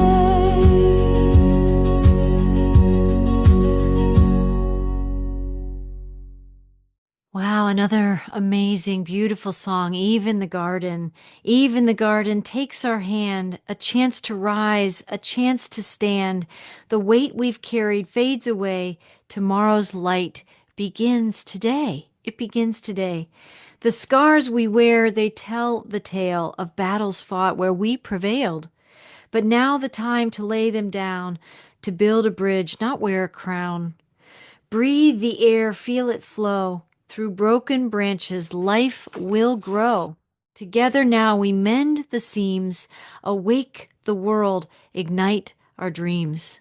That's us. That's Eve in the garden summoning her children back to the garden. But that's the Eve inside us, right? Together we are now mending the seams, right? We've fought some battles, yet we've prevailed. We are the ones awake in the world now, igniting our dreams, manifesting our dreams as divine creative heroes returning to the garden. Okay, the next song is Eden's Awakening Wheel. Let's have a listen. Rise up, rise high, feel the glow, the wheel is turning, let it flow, a timeless call, the soul heal, embrace the spark, the sacred wheel.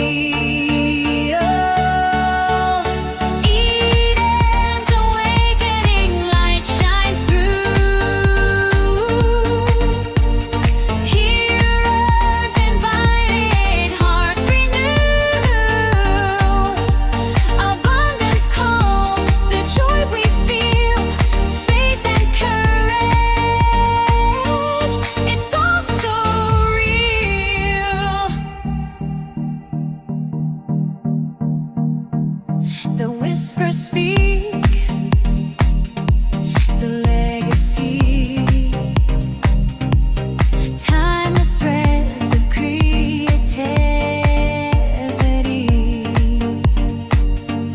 The soul it craves, the light to see, a journey vast, eternally free.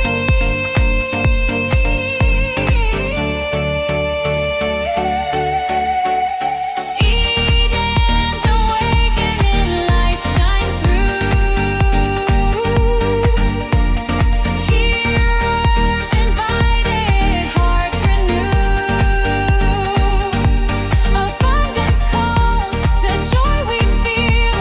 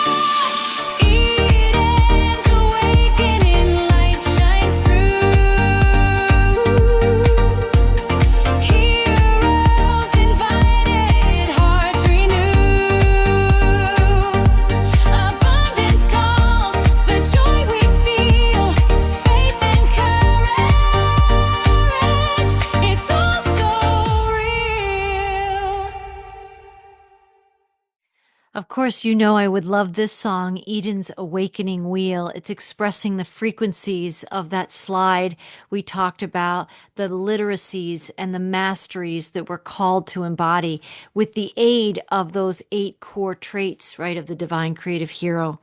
I love these lyrics. Rise up, rise high, feel the glow. The wheel is turning.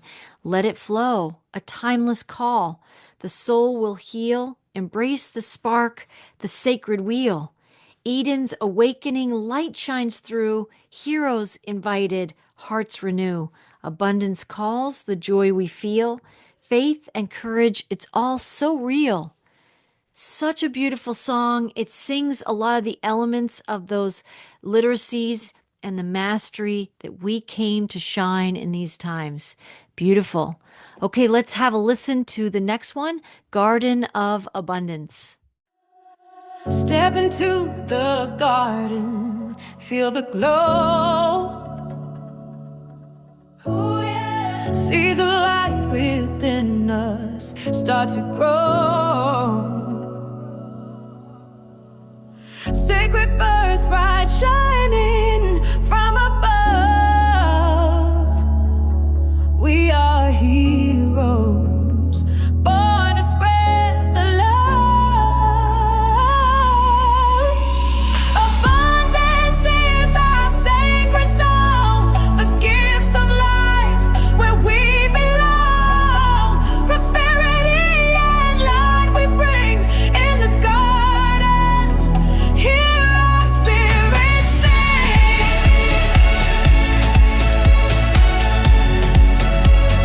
Hear our spirits sing.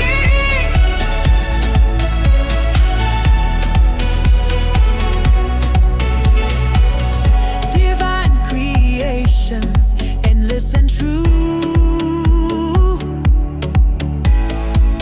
Soul gifts blooming just like morning dew. Sovereignty whispers in the breeze. A life of freedom carried on the seas. Abundance is our sacred song, the gifts of life where we belong. Prosperity and light we bring in the garden. Hear our spirits sing. Remembering who we are inside, with open hearts let love be our guide.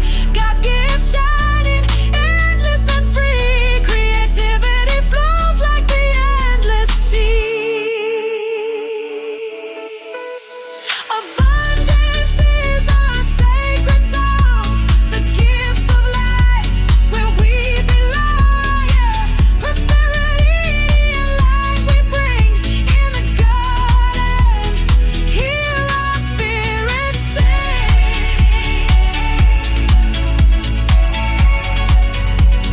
Hear our spirits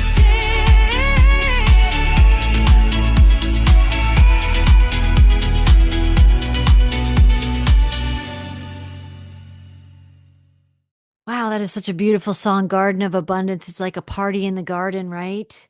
Step into the garden, feel the glow, seeds of light within us start to grow, sacred birthrights shining from above.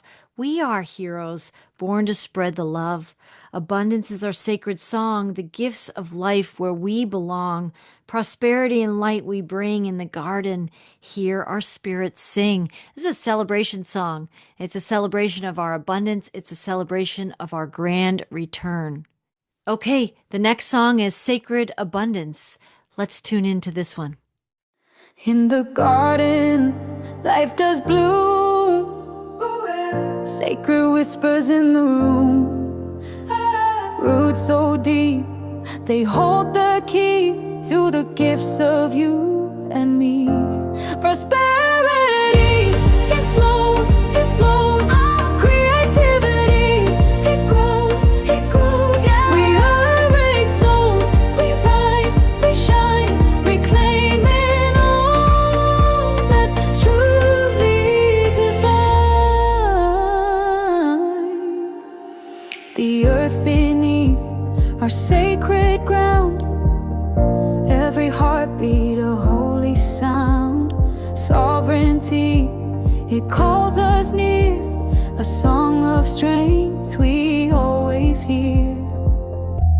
Prosperity, it flows, it flows. Creativity, it grows, it grows. We are our souls, we rise, we shine, reclaiming all that's truly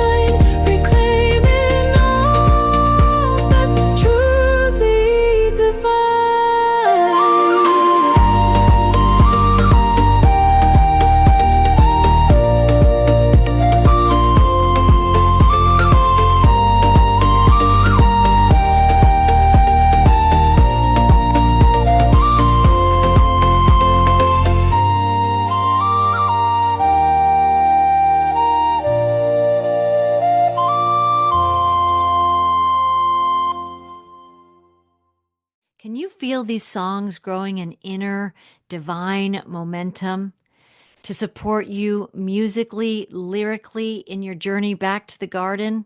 I didn't count out the number of songs, but I'm probably close to 150 soul songs that I've been sharing since I started making this music. Can you feel it? It's here to support your every step. It's here to support Eve's whispers and Eve's song in you to return to the garden. It's here to empower you as you navigate the path back to the garden and you face the tests and the soul lessons that call out your literacy and your mastery. So amazing. This song, Sacred Abundance. In the garden, life does bloom. Sacred whispers in the room, roots so deep they hold the key to the gifts of you and me. Prosperity, it flows. It grows, it grows. Heroic souls, we rise, we shine, reclaiming all that's truly divine. That's not all that's truly divine around us, outside of us. That's all that's truly divine inside us. The divine creative heroes rediscovering this. We are embodying this. We are claiming this. We are celebrating this. It's such a magical time to be alive if we shift into soul vision, right? That conscious breathing and that conscious soul vision. That's what we're asked to look through that 2020 sacred soul vision. So beautiful. And that's when we see the sacred abundance. That's when we see the garden of abundance. That's when we hear the whispers of Eve calling us home. Okay, this next song is called Break the Chains. Let's have a listen.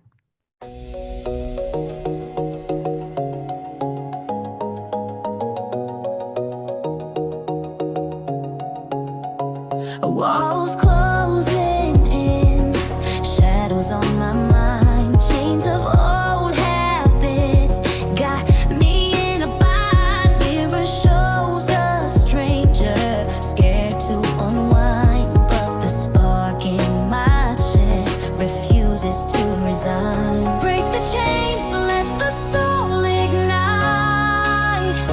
Dreams take flight, burn through the night. Play it big.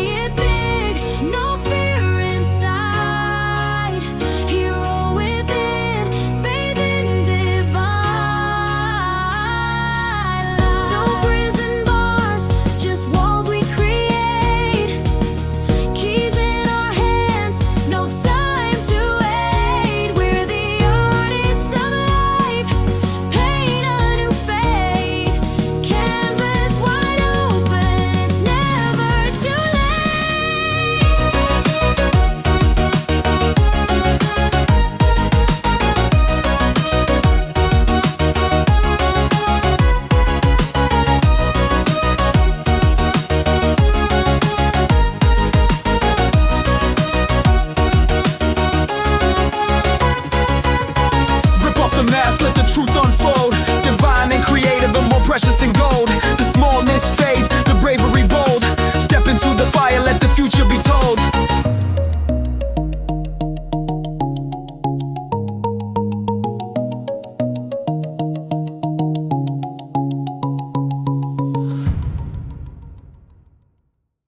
Wow, how about that song, Break the Chains? It's a mantra, right? So this one, I want to repeat some of the lyrics because it's just so important. It's like a celebration song. We are celebrating our exit from the 3D matrix. That's ascension. Exiting the matrix is ascension. If ascension is remembrance, it's also the exit from the matrix. So break the chains, let the soul ignite. Dreams take flight, burn through the night. Play it big, no fear in sight. Hero within, bathed in divine light. Patterns repeat, a loop on replay. Footsteps stuck in yesterday's clay, but the clock don't pause, can't stay in delay.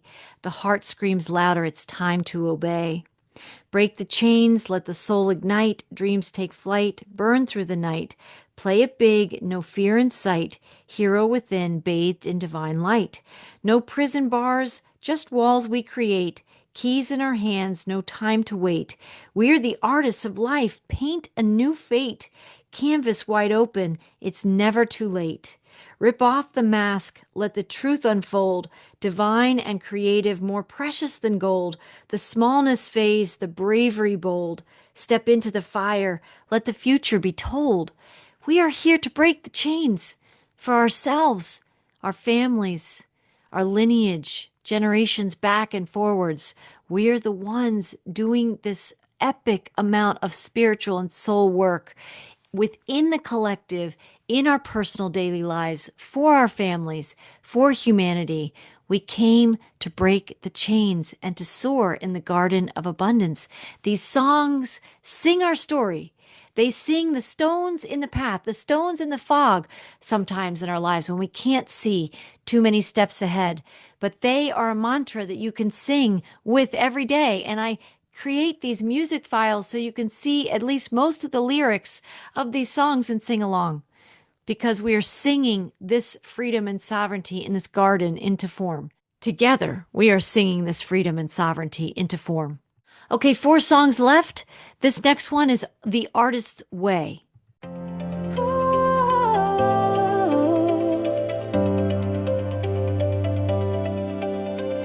Paint the sky with every hue you see.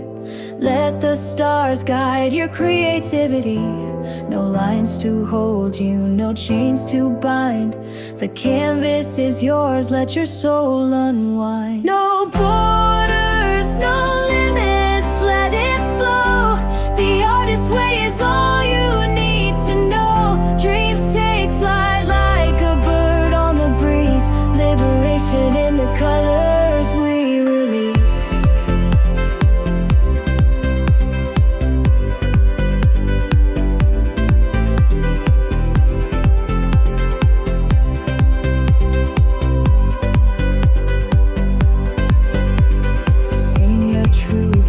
A voice so clear, every note echoes dreams you hold dear.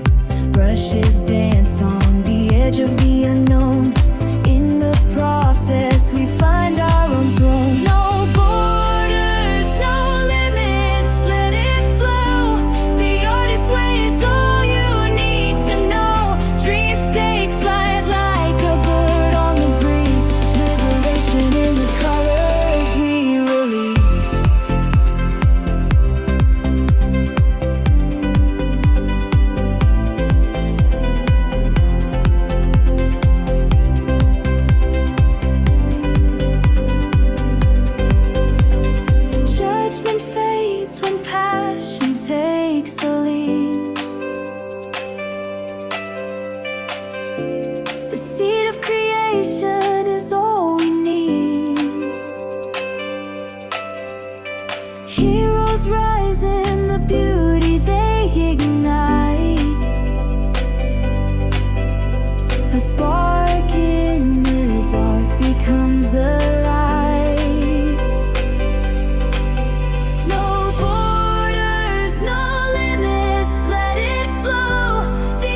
Way is all you need.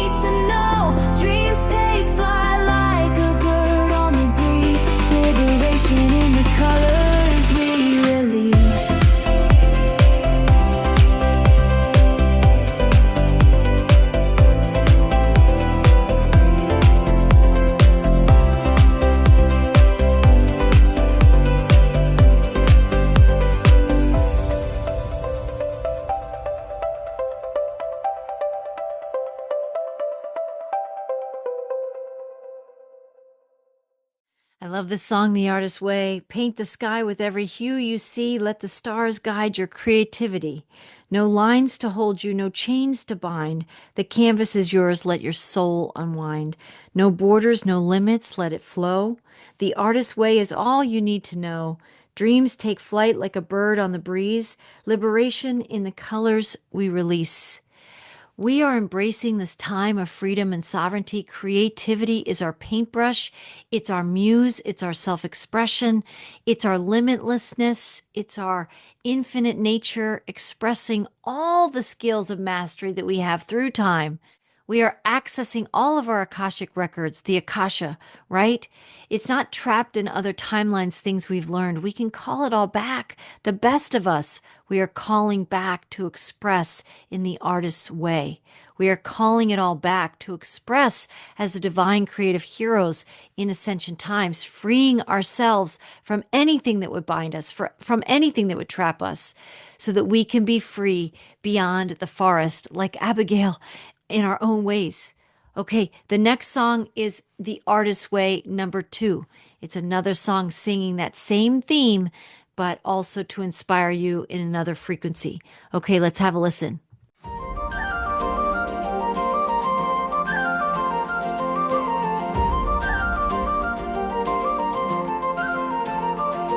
Through the forest where whispers play, a spark of light will guide the way.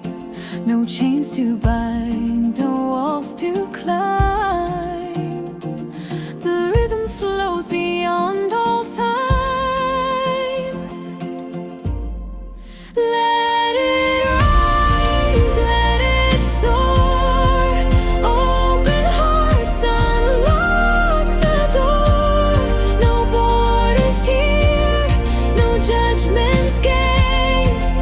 This is the artist's boundless way.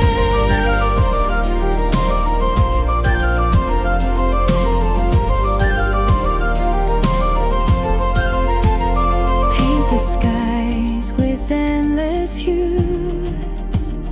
Every stroke a truth you choose. Dance on waves of the unseen. Feel the pulse of what could be. Let it rise, let it soar. Open hearts, unlock the door. No borders here, no judgment's gaze.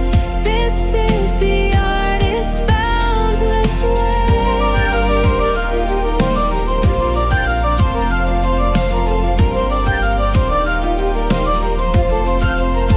The winds they sing of freedom's name, a wild creation none can tame. Your gifts are rivers, let them flow. The world's a canvas, let it show. Let it rise, let it soar. Open hearts, unlock the door. No borders here, no judgment's gaze. This is the artist's boundless way.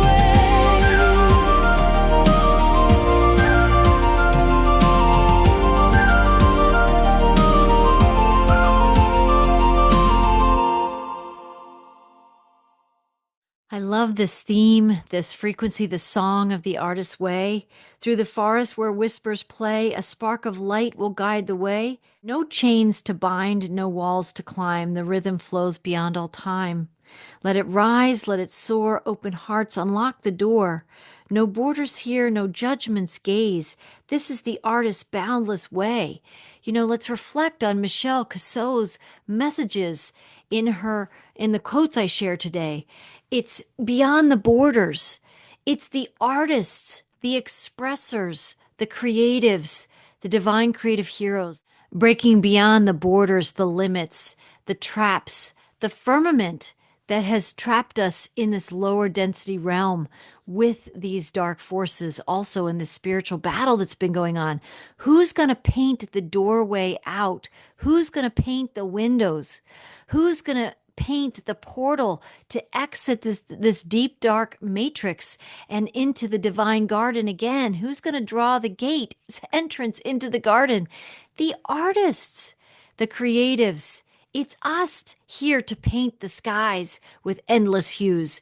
It's us to tell the truth and creatively express that in writings, in story, in videos, in podcasts, in poems, in poetry, in so many ways. It's us in the artist's way. Okay, 2 more songs. The next one is Eve is Rising. Let's have a listen. She stands in the glow of a brand new dawn. A fire within her keeps burning on. The chains of the past now fall to the floor. She's walking through wide open doors. Eve is rising, feel her power ignite. Breaking the shadows, she's claiming her light. The freedom to create the life we design. Heroes of heart in the flow so divine.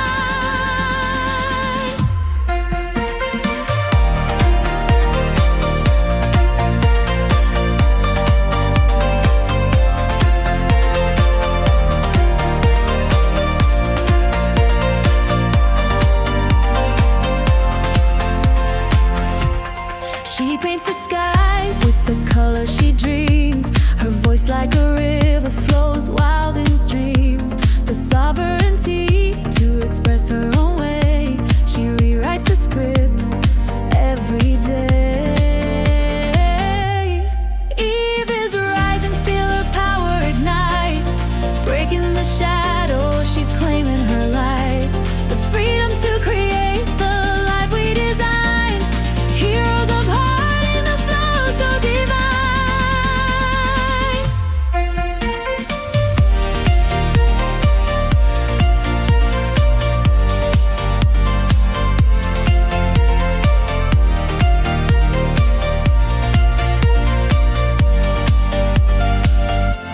No limits, no borders, no cages to bind.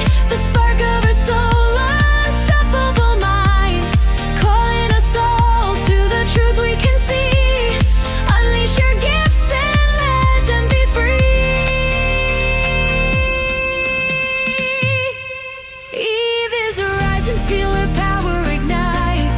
Breaking the shadows, she's claiming her light.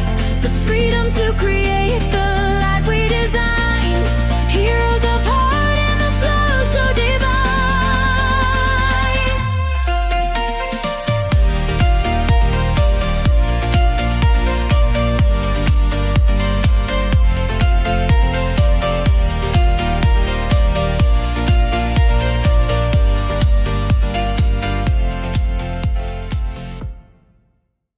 I love these songs. I love that song, Eve is Rising. It's all about us claiming our power, making a conscious choice to let the chains of the past fall to the floor.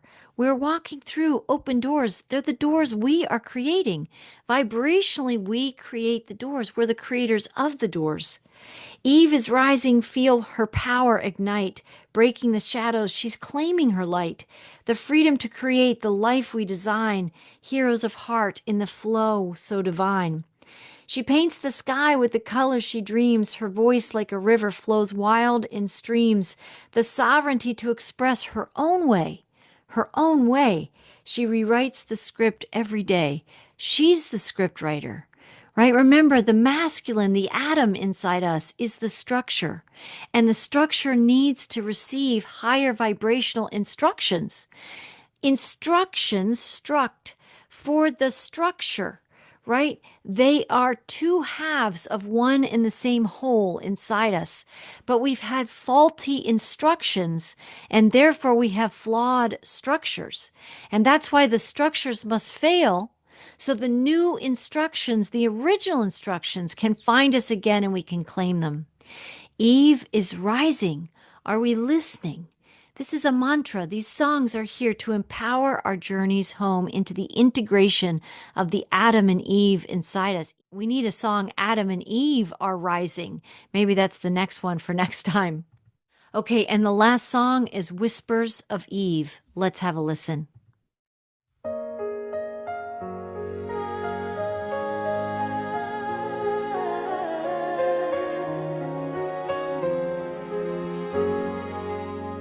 Under the moonlight, I hear her call, a voice so gentle, breaking my walls. Whispers of Eve in the night's embrace, reminding me of my destined place. Rise in faith, let the shadows fade. Our gifts are light that cannot degrade. Artists and dreamers, we're meant to soar, expressing our souls forevermore.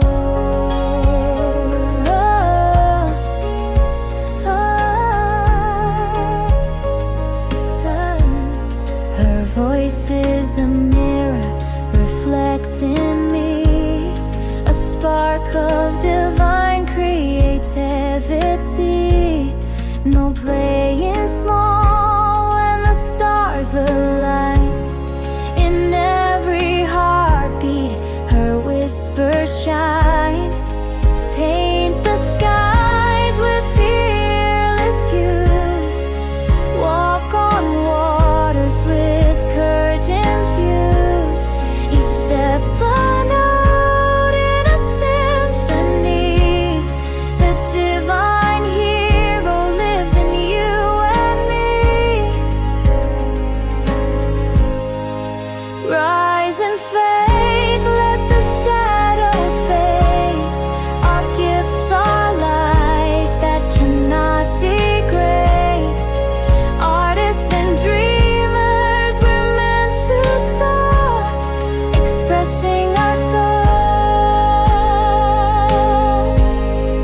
forevermore. Under the whispers, we find our song, a rhythm divine where we belong. Eve's voice a guide to the artist's heart, creating worlds where our spirits start.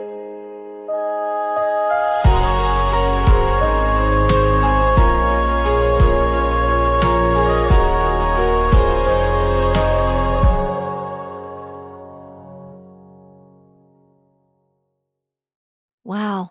It's a perfect song to close out this song segment and session together. Again, Whispers of Eve, the song of Eve. Eve is summoning us home to the garden. She is seeding your return. Whispers of Eve, under the moonlight, I hear her call, a voice so gentle, breaking my walls, breaking my chains, essentially, right? Whispers of Eve in the night's embrace, reminding me of my destined place. Rise in faith, let the shadows fade. Our gifts are light that cannot degrade. Artists and dreamers, we're meant to soar, expressing our souls forevermore. Her voice is a mirror reflecting me, a spark of divine creativity. No playing small when the stars align. In every heartbeat, her whispers shine. Eve is whispering the songs that are the call and the summoning home to the garden. Every single one of us has received an invitation. This is our time. This is our remembrance. This is our ascension. We are the ones breaking the shackles, the limits, the borders, going beyond the borders and being borderless. It's time for our infinite essence to return. That requires our sacred soul guidance and governance inside us to merge and become whole again with our human selves. So listen when you hear the whispers of Eve, where you also hear some summonings to distraction, to dissonance, to discord, to division, to competition, all the things of the 3D matrix that don't have a place in the new Earth's frequencies, that don't have a place in your new Earth ascended risen consciousness. We are the ones that have to drop our allegiance and alliance and our contracts from the ego contracts with the serpent's matrix and games and gimmicks and systems. So I hope you enjoyed that song session today. Again, I'll post that playlist separately in a few days. And I just have two more things, just a quick recap that on my Substack channel, I am still bringing over my Frequency Writer blogs. I'll bring more over in June. You'll see that. And so, keep a keen eye there if you're looking for some of the original, what was channeled messages, and they're going to be posted there now in one voice, in my voice, on Substack, and maybe some of those older messages might inspire you in some leg of your journey. I just wanted to share that with you. You can take a look there if you're looking for some archived messages that can inspire you in your now. And with that said, I want to invite you to join my Substack page if you haven't already, frequencywriter.substack.com. And I invite you to join me there and subscribe. And I invite you to join me. You can join me at frequencywriter.com website. You can look there. I basically have mostly my Shine Your Light ebook series and my Freeing an Incarcerated World film trailer. That's also very inspiring. You can check it out there. Subscribe to me at Color the Magic on YouTube. And also, please visit with us at wholesouls.school-and-foundation.org. That's my nonprofit. I will be sharing the Abigail Mouse Rescue video there. I hope to have people write some contributory articles and build out Whole Soul School and Foundation. So I appreciate any donations you send our way. And lastly, you can find us on different social media platforms on Rumble, X.com, True Social, Telegram. You can listen in on Spotify and iTunes and your favorite listening platforms. Check if we're there. You can look for Marie Mohler. You can look for Frequency Writer. You can also search for Whole Soul Mastery and see if we're where you like to tune into. So please subscribe and share this video with others who you think may benefit from it. And thank you for visiting with me again today until the end. And I will see you again soon in July for more inspirational podcasts, messages, and musings. If you are interested in life coaching and want to reach out to me, you can at frequencywriter@gmail.com. Remember your inner divine creative hero that is rising. It needs soul food right now, soul nourishment. It wants that conscious creation. It also wants that divine discernment. It wants you working together more holistically and listen to its guidance of how it's leading you there. Your light is leading you there. Ascension is remembrance. And by you spending time in a video like this today with music like these and messages like this, you're in the process of remembering all that you truly are. That's why we're here. That's why we came. All right, everyone. Blessings. I'll see you soon.